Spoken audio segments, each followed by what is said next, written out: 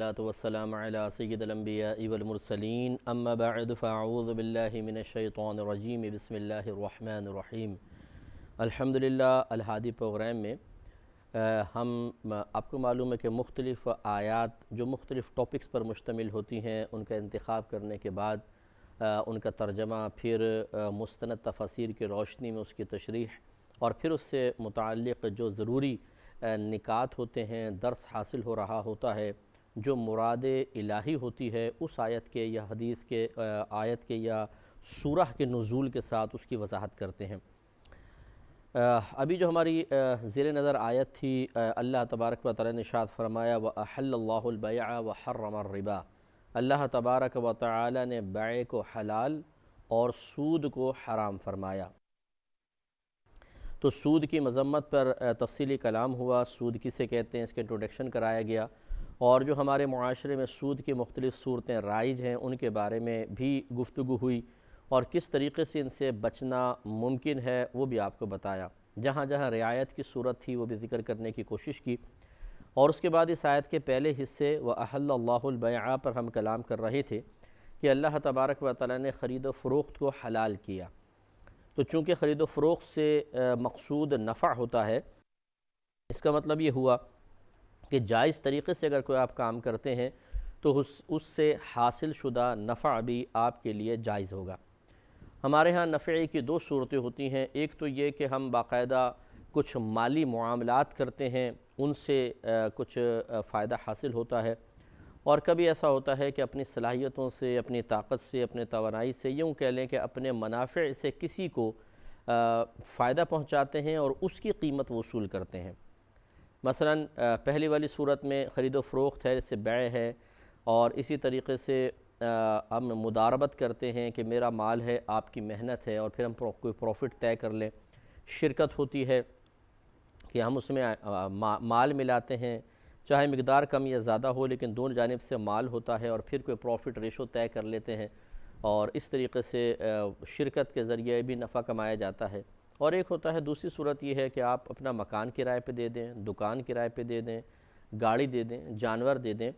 یا اپنے آپ کو خدمت کے لیے پیش کر دیں اور اپنی صلاحیتوں سے کسی کو نفع دیں اور اس کی باقاعدہ سیلری وصول کریں۔ تو ان دونوں کے بارے میں جاننا انتہائی ضروری ہے کہ کس طریقے سے جو حاصل شدہ نفع ہمارے پاس آ رہا ہے وہ ہمارے لیے جائز ہے اور کن صورتوں میں منع ہے۔ تو اس میں پہلا جو خرید و فروخت کا سلسلہ تھا وہ میں آپ کو بتا رہا تھا، اور اس میں ہم نے آپ کو بہت سی چیزیں بتائیں۔ ایک تو یہ کہ انسان اپنی محنت سے کسب کرے، کمائے اور حاصل کرے، یہ بہت ہی افضل ترین چیز ہوتی ہے، اور نبی کریم صلی اللہ علیہ وسلم نے اس کو دیگر فرائض کی طرح ایک فرض قرار دیا ہے۔ چنانچہ میں نے آپ کو بہقی کے حوالے سے بتایا تھا کہ امام بہقی رحمۃ اللہ علیہ نے اس کو شعب الایمان میں نقل کیا۔ حضرت عبداللہ بن مسعود رضی اللہ تعالیٰ عنہ اس کے راوی ہیں کہ نبی کریم صلی اللہ علیہ وسلم نے ارشاد فرمایا کہ روزی کا حلال ذریعہ تلاش کرنا فرض کے بعد فرض ہے، یعنی جو اللہ تبارک و تعالی نے صراحتاً چیزیں ہم پر لازم کر دی، ان کے بعد ایک یہ چیز بھی ہمارے لیے ضروری ہے کہ ہم روزی کا حلال ذریعہ تلاش کریں۔ حلال ذریعہ تلاش کرنے کے لیے یقینی سی بات ہے پہلے علم دین درکار ہوگا کہ آپ علم سیکھیں، اس کی روشنی میں دیکھیں کہ کون سا حلال ذریعہ ہے، کون سا حرام۔ اور علم سیکھنے کے لیے ضروری نہیں کہ آپ کتب فقہ پڑھیں، بلکہ سب سے بہترین ذریعہ ہے فَاسْأَلُوا أَهْلَ الذِّكْرِ إِن كُنتُمْ لَا تَعْلَمُونَ، اگر تم نہیں جانتے تو اہل علم سے سوال کرو۔ لہٰذا بہترین ذریعہ یہ ہے کہ آپ اپنے اطراف میں دیکھیں جو واقعی مستند اچھے علماء کرام ہیں، خصوصاً مفتیان دین جو تسلسل سے فتویٰ بھی دے رہے ہوں۔ تو اس لیے ذرا اس میں عوام الناس کو بھی تھوڑی سی احتیاط کرنی چاہیے، ذرا غور کرنا چاہیے کہ اطراف میں کون مستند علماء ہیں، ان سے ذرا رجوع کر اور پھر ان سے معلوم کر لیں بھئی میں یہ کام کرنا چاہتا ہوں، اس انداز سے کرنا چاہتا ہوں، یہ خرید و فروخت کرنا چاہتا ہوں، اس انداز سے کرنا چاہتا ہوں، کیا میرے لیے یہ انداز اختیار کرنا، جس چیز کو میں خرید رہا بیچ رہا ہوں یہ چیز خریدنا بیچنا، اور اس سے حاصل ہونے والے پروفٹ کے لیے جو ٹرمز اینڈ کنڈیشنز ہیں، یہ شرائط وغیرہ قیودات لگانا شرعاً جائز ہے کہ نہیں۔ جو اچھے مفتیان کرام ہوں گے اگر اس میں کوئی شرعی قباحت ہوگی وہ بھی آپ کو بتائیں گے، اور اس کا حل بھی آپ کو بتائیں گے۔ اب لوگ جیسے اب میں آپ کو یہ عرض کر رہا ہوں تو لوگ پھر ہمیں میسیجز پر کویسچن کرتے ہیں اور بہت زیادہ میلز وغیرہ ہوتی ہیں، کالز کی کوشش کرتے ہیں، ہم اٹینڈ نہیں کر پاتے، میسیجز پہ جواب دینا بہت مشکل ہوتا ہے کہ سائل تو چھوٹا سا سوال لکھ دیتا ہے، اس کا جواب ٹائپ کرنا میسیج کے اوپر بہت مشکل ہوتا ہے کہ صفحے بن جائیں وہ کتاب کے، لیکن وہ بھیجتے رہتے ہیں۔ بہرحال اسی طریقے سے میلز کی کثرت ہوتی ہے، جواب دینے میں دیر ہو جاتی ہے، تو لوگ ہمیں بعض اوقات ہم پہ اٹیک کرتے ہیں کہ جی آپ لوگ ترغیب تو دیتے ہیں اور جب آپ لوگوں سے پوچھا جائے تو جواب نہیں دیتے ہیں۔ تو مسئلہ یہ ہے، میں اس پروگرام کے توسط سے اپنے دیکھنے والوں سے گزارش کرتا ہوں کہ ترغیب دینے کا مطلب یہ کہنا نہیں ہے کہ صرف مجھ سے یہ مسئلہ معلوم کریں، جتنی میری حیثیت ہے، جتنے میرے پاس وقت ہے، میں بھرپور کوشش کرتا ہوں کہ لوگوں کو علم سکھایا جائے، لیکن ہر جگہ میں نہیں پہنچ سکتا، ہر ایک کا جواب نہیں دے سکتا۔ اس لیے اپنے اطراف میں آپ دیکھیے، خصوصاً جیسے ہمارے انڈیا سے، ہندوستان سے بہت سارے بھائی بہن ہمیں میلز وغیرہ کرتے ہیں، اگر وہ اپنے اطراف میں اچھے علماء کو تلاش کریں تو وہ موجود ہیں،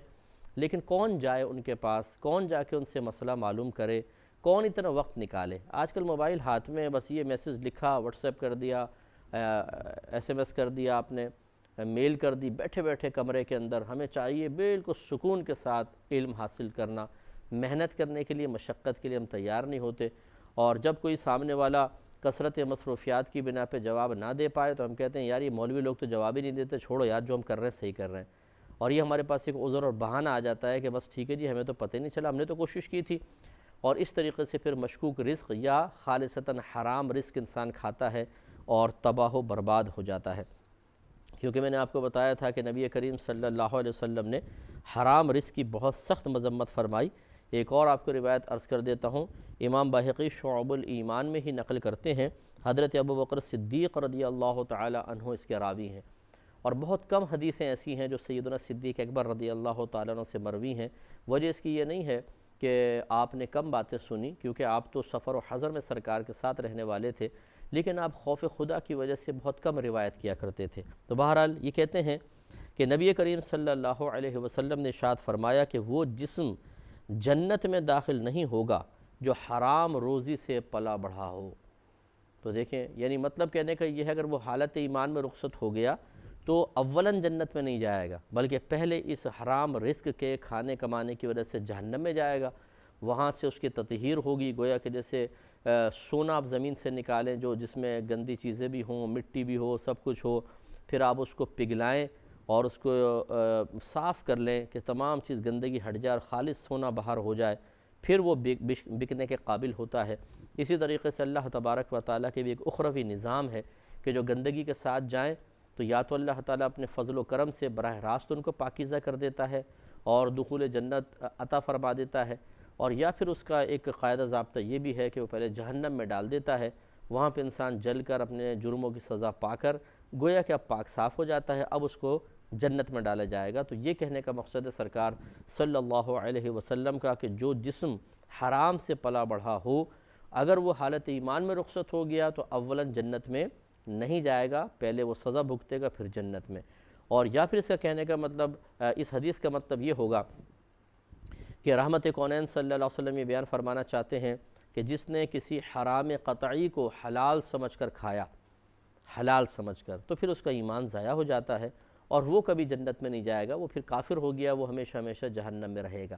جیسے سود، براہ راست سود کی مذمت صاف واضح طور پہ قرآن میں موجود ہے، چوری کی مذمت بیان کر دی گئی، چوری کا حرام ہونا، دوسروں کا ناحق مال کھا جانا، یہ سب قرآن میں صراحتاً، ڈاکہ مارنا، یہ ذکر کر دیا گیا۔ اب اگر کوئی اس طرح کے کام کرنے کے بعد پھر یہ کہے کہ جی ہمارے لیے حلال ہے، جی جائز ہے ہمارے لیے، اس زمانے میں جی سب جائز ہے، معاذ اللہ ثم معاذ اللہ جیسی یہ جملہ کہے گا دائرہ اسلام سے باہر ہو جائے گا۔ وجہ اس کی یہ ہے کہ اس نے یہ کوئی معمولی جملہ نہیں کہا، بلکہ اس نے اللہ تبارک و تعالیٰ کی وہ آیات کہ جن میں ان چیزوں کی حرمت کا تذکرہ اور بچنے کا حکم ہے، گویا کہ ان سب کا انکار کر دیا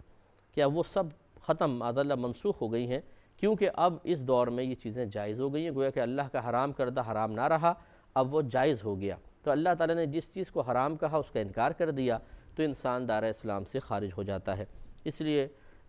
حرام ایک تو کھائے، یہ بے شرمی، اور اس کے اوپر اتنا ڈھیٹ پن کہ پھر قرآن و حدیث کے خلاف انسان بولنے میں شرم و عار محسوس نہ کرے، تو ایسے بے حیا انسان کا ایمان تو پھر بہت مشکل ہے کہ بچے۔ اس لیے شرم کرنی چاہیے، اگر انسان کوئی جرم کرے تو کم از کم آنکھوں میں ندامت ہو، سر شرم سے جھکا ہو، افسوس ہو، تو ہو سکتا ہے کہ اللہ تبارک و تعالیٰ کرم فرما کر اس کو ان گناہوں سے دور کر دے، اس کو بخش دے، نجات دے دے اور رسوائی اور ذلت سے بچا لے۔ لیکن ایک تو جرم، اس پہ ڈھیٹ پن، یہ سب سے پہلے ابلیس شیطان نے کیا تھا کہ جب اللہ تبارک و تعالیٰ نے آدم علیہ السلام کو سجدہ کرنے کا حکم دیا تو سجدہ کرنے کے بجائے اکڑ کر کھڑا ہو گیا۔ تو اللہ تبارک و تعالیٰ نے اس کو سے پوچھا کہ تو کیوں سجدہ نہیں کر رہا ہے؟ تمام فرشتے سجدے میں ہیں، یہ کھڑا ہوا ہے۔ تو اس نے جواباً اپنی ہی دلیلیں دینے کی کوشش کی، جیسے کہ آج کل ڈیڑھ ہوشیار قسم کے لوگ دیتے ہیں، جو پوش علاقوں میں رہتے ہیں، بڑے مناصب پر ہیں، انہیں دنیا کے اندر ہر چیز پیسے سے حاصل ہو جاتی ہے، تو معاذ اللہ ثم معاذ اللہ ایک خدا کا سا وہ اپنے لیے تصور قائم کر لیتے ہیں۔ خدائی کا دعویٰ نہیں کرتے، لیکن اس طرح کے ہر چیز ہم کر سکتے ہیں، ہر چیز ہمارے ہاتھ میں آ گئی ہے، جس کو چاہیں گے مروا دیں، جس کو چاہے ہم چھوڑ دیں، جو چیز چاہیں خرید لیں، جو چیز چاہیں حاصل کر لیں۔ لیکن وہ یہ نہیں سوچتے کہ آپ سے زیادہ طاقتور فرعون تھا، لیکن اس کا انجام اللہ نے کتنا دردناک کیا کہ قیامت تک کے لیے اس پہ لعنت ہے۔ اور اسی طرح شیطان آپ سے زیادہ طاقتور تھا اور اس سے آپ سے زیادہ اس کے اندر صلاحیتیں تھیں، لیکن اللہ تبارک و تعالیٰ نے اس کی جڑ ہوشیاریوں کے جواب میں فرمایا ابا واستکبر وکان من الکافرین، اس نے تکبر کیا، انکار کیا، تکبر کیا اور کفر کرنے والوں میں سے ہو گیا۔ اس لیے اگر کوئی انسان جرم کر رہا ہے، کوئی غلط کام کر رہا ہے، تو اس کو کم از کم نادم ہونا چاہیے، شرمندہ ہونا چاہیے۔ ڈھیٹ پن بالکل صحیح نہیں ہے، وہ اللہ کی بارگاہ میں روئے گڑ گڑائے کہ اللہ تعالیٰ میں گناہ کر رہا ہوں، خطا کر رہا ہوں، مجھے بچا اور مجھے ہمت دے کہ میں ان تمام چیزوں سے دنیا کے اندر ہی اپنی جان چھڑانے میں کامیاب ہو جاؤں۔ لیکن ایسا ہوتا بہت ہی کم ہے، ہمت کرنی چاہیے۔ بہرحال ایک اور حدیث عرض کرتے ہیں روزی کمانے کے سلسلے میں، یہ رزین کی روایت ہے۔ حضرت ابن عباس رضی اللہ تعالی عنہما سے کتابت قرآن مجید کے متعلق پوچھا گیا، یعنی ایک شخص نے سوال کیا کہ میں قرآن مجید کی کتابت کرتا ہوں، قرآن لکھتا ہوں، کیونکہ پہلے دور میں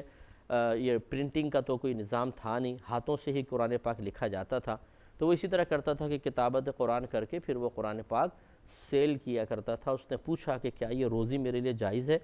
تو آپ نے شاید فرمایا کہ کوئی مذائقہ نہیں، کیونکہ وہ الفاظ کی صورتیں بناتے ہیں اور بے شک وہ اپنے ہاتھوں کی کمائی کھاتے ہیں۔ اس سے معلوم ہوا کہ یہ اصل میں لکھ کر قرآن بیچنا، یہ قرآن بیچنا نہیں ہے، حقیقتاً قرآن بیچنا نہیں ہے، بلکہ اپنے ہاتھ کی لکھائی کی جو مہارت ہے، جو صنعت ہے، جو محنت ہے، اس کی اجرت لینا ہے۔ تو اس لیے آپ نے بالکل اس کو جائز قرار دیا ہے۔ تو معلوم یہ ہوا کہ جو کاتبین ہوتے ہیں،